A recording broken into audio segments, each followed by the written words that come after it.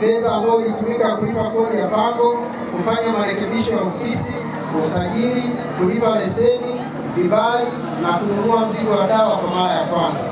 Mwaka 2022-2023 tuliomba mkopo wa halmashauri kupitia 4% ya vijana na kufanikiwa kupata mkopo wa shilingi milioni 20, fedha iliyotumika kununua dawa na vipodozi. Hadi sasa tumefanikiwa kurejesha shilingi milioni 19.5 sawa na 97.5 ya fedha tulizokopeshwa. Utekelezaji wa shughuli za kikundi. Ndugu kiongozi wa mbio za Mwenge wa Uhuru Kitaifa 2025, duka la dawa na vipodozi lina uwezo wa kujiendesha kibiashara. Kila mwezi tunanunua mzigo wa kati ya shilingi milioni 7 mpaka milioni 8 na kupata faida ya shilingi milioni 5 kila mwezi, inayotumika kugharamia uendeshaji wa duka, pango, kodi na tozo mbalimbali za serikali na mishahara. Aidha, mwaka 2024 tulibuni bidhaa ya kufungasha vifaa vya kujifungulia katika mfuko mmoja, yaani delivery pack. Baada ya kugundua vifaa hivi vikinunuliwa kwa pamoja vinamrahisishia mama mjamzito kuvipata kwa bei nafuu. Bidhaa hiyo tumesajili kwa jina la Mama Choice na kupata kibali kutoka Mamlaka ya Dawa na Vifaa Tiba Tanzania, yaani TFDA, mwezi Machi 2025 na sasa ipo sokoni. Masoko. Ndugu kiongozi wa mbio za Mwenge wa Uhuru Kitaifa 2025, sisi tunategemea soko la ndani ya Dodoma kwa mtu mmoja mmoja anayehitaji dawa na vipodozi. Vifaa vya kujifungulia tayari tumepata soko kwenye maduka mengine ya dawa 8 na maduka yanayouza vifaa vya ujauzito kwa watoto mawili. Mafanikio ya kikundi. Ndugu kiongozi wa mbio za Mwenge wa Uhuru Kitaifa 2025, mkopo huu umetuwezesha kuongeza mtaji kutoka milioni 10 mwaka 2021 hadi milioni 50 mwaka 2025. Bidhaa ya Mama Choice kukubalika sokoni na kuongeza vifungasho kutoka 200 hadi 1000. Tunalipa leseni na kodi zote za serikali kwa mujibu wa sheria. Patikana barabara ya 11 Dodoma mjini. Ni kitu gani hasa umeweza kujivunia juu ya Mwenge kukita katika sehemu yako? Kwa kweli tumejivunia Mwenge kupita hapa kwa sababu Mwenge umetukutanisha na watu wengi, kwa tunapata fursa nyingi za kibiashara kwa sababu tumekutana na watu wengi ambao wana uzoefu kwenye biashara kutoka ujuzi na vitu vingine. Lakini kubwa kuliko Mwenge umekuja kwa sababu sisi ni kati ya vijana tuliofaidika na mikopo ya 4% ya mapato ya ndani ambayo inatolewa kwa vijana kwenye makundi maalum ya vijana, wanawake, wazee na walemavu. Ni nini haswa kilichokuvutia mpaka ukaamua kutengeneza kitu cha design hii na kati biashara ziko nyingi zaidi? Mimi kwa profession yangu mimi ni mtaalamu wa dawa. Yes. Kwa nimefanya hichi kitu ambacho nina ujuzi nacho kwa sababu pia nimekisomea. Kwa baada ya kumaliza chuo, mimi pamoja na wenzangu tulitamani kufanya hii biashara. Japokuwa mtaji ulikuwa mdogo, tukapambana hivyo hatimaye tukafanya japo kwa uchache, baadaye tukapata support ya serikali ambayo imesaidia kukuza biashara yetu. Ni kitu gani haswa kilichokusukuma ukaamua kusema wacha niingie katika swala la kuomba mkopo katika serikali na serikali ikakuona? Kwa kweli mwanzo tulikuwa tumekwama kwa sababu biashara tulikuwa tunafanya, lakini tulikuwa tunafanya kwa uchache.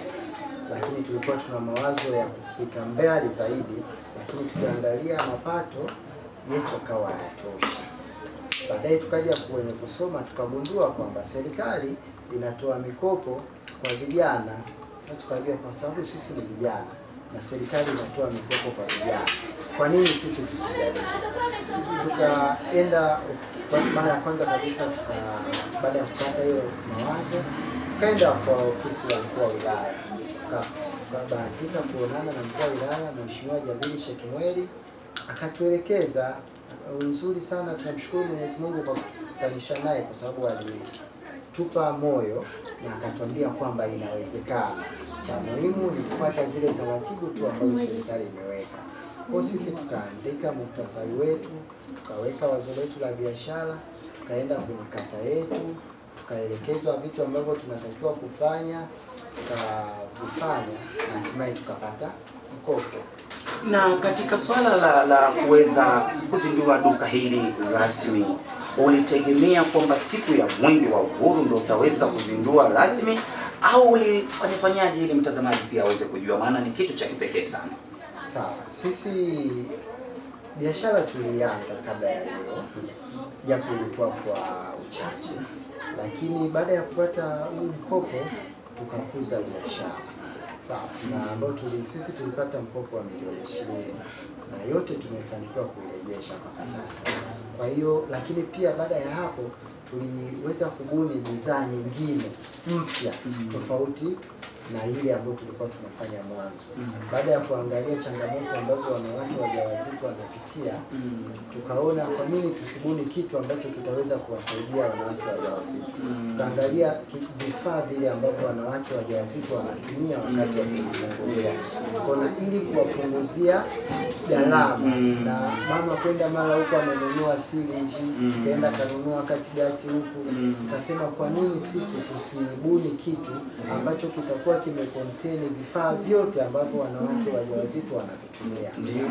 Hivyo tukaenda tukasajili TMDA, tukasajili bidhaa yetu mpya ya Mama Choice, ambao hii bidhaa imecontain vifaa vyote ambavyo mwanamke mjamzito anavitumia wakati wa kujifungulia. Ina maana mwanamke mjamzito akiwa na huu mfuko wetu anakuwa hana kitu kingine anachohitaji wakati wa kujifungulia. Ina maana yeye akienda hospitali anakuwa na kila kitu. Kwa hiyo tukaona hii bidhaa itaweza kuwagusa wakina mama wengi, lakini pia itaenda kuondolea ile adha ya kuanza kuhangaika kununua kitu kimoja kimoja.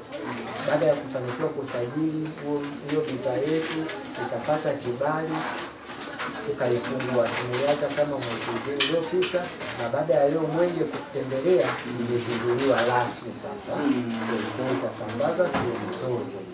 Kwa tunashukuru sana Mwenge kutembelea, kwa sababu pia utatusaidia pia watu wengi waelewe hii bidhaa yetu.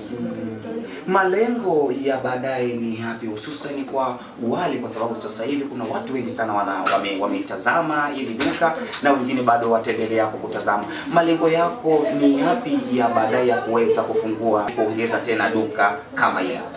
Sisi tuna malengo ya kufungua maduka mengine, lakini pia tuna malengo ya kufungua kiwanda ambacho cha kutengenezea dawa.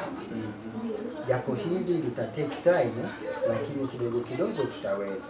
Lakini kwa sasa tunaamini, tuna mpango ambao tunaanza nao ni kuweka Coblaza Pharmacy zipatikane at least katika kila kanda ya hapa Tanzania. Baada ya hapo itasaidia bidhaa zetu pia kusambaa kwa urahisi kwa nchi hii. Lakini pia hapo mbeleni, Mungu akisaidia, tufanikiwe kufungua kiwanda ambacho kitaweza kusaidia utengenezaji wa baadhi ya dawa. Rais wetu Dr. Samia Suluhu Hassan sasa hivi anakutazama. Je, akikwambia unahitaji kiasi gani cha pesa utamwambia nini? Kwa kweli, kwanza kabisa napenda kumshukuru sana Mheshimiwa Rais. Hakika tunamshukuru sana Mwenyezi Mungu kutuletea Mheshimiwa Rais Daktari Samia Suluhu Hassan. Lakini pia kikubwa ambacho tunamshukuru Mheshimiwa Rais ni kuendeleza hii mikopo ya asilimia ya vijana. Manake bila hii mikopo sisi tusingeweza kukua kwa kiwango hichi. Kwa hiyo sisi tunahitaji support yao zaidi. Yaani tunahitaji support yao zaidi na ushauri wao zaidi. Lakini kwa kiwango halisi cha pesa ambacho tunahitaji, kinaweza kikategemeana na nyakati husika. Kwa sababu kama sasa hivi sisi malengo yetu sana tuna focus katika kufungua kiwanda, lakini kwa sasa focus yetu kubwa ni kufungua hizi pharmacy katika kanda na maeneo mengine. Kwa sasa tunahitaji support yao sana na ushauri, lakini pia tunahitaji msaada wa kifedha, ambapo hivyo sasa sisi tunasema tumeambia moja kwa moja hata kule ndani kwenye maandishi tuko katika mwezi wa uchaguzi, ambao uchaguzi mkuu ambao unafanyika katika mwaka huu hapa. Wewe unawaambiaje wa Tanzania? Kwa kweli mimi napenda kuwaasa ndugu zangu wa Tanzania, tujitahidi sana kulinda hii amani tulionayo, kwa sababu amani ambayo tunayoiona kama sasa kwamba mtu unaweza ukatembea kwa uhuru, kuna nchi nyingine hii amani hawana. Kwa hiyo tuilinde sana, inapotokea siku tukaja kuvuruga hii amani, tutatumia miaka mingi kuipata. Kwa hiyo tuilinde sana hichi tulichonacho. Tunaweza tukachukulia ni kitu cha kawaida kwa sababu tunacho, ila siku tukivuruga hii amani hatutaipata. Kwa ndugu zangu, nawaasa sana tujitokeze, tushiriki uchaguzi, tufuate yale ambayo serikali inatuagiza. Baada ya hapo maisha yatakuwa mazuri na amani. Asante sana. Nashukuru. Maisha yatakuwa mazuri pamoja na amani, ndio maneno hiyo ndugu yangu aliyoweza kuyasema. Ulikuwa na mimi mtangazaji wako Idi Waziri, jemedari wa Asheri Media. Usisahau kusubscribe, kulike, kucomment na kushare ili kuwa wa kwanza kupata video zetu. Kwa sasa naomba niishi hapo, tukutane tena kipindi kijacho.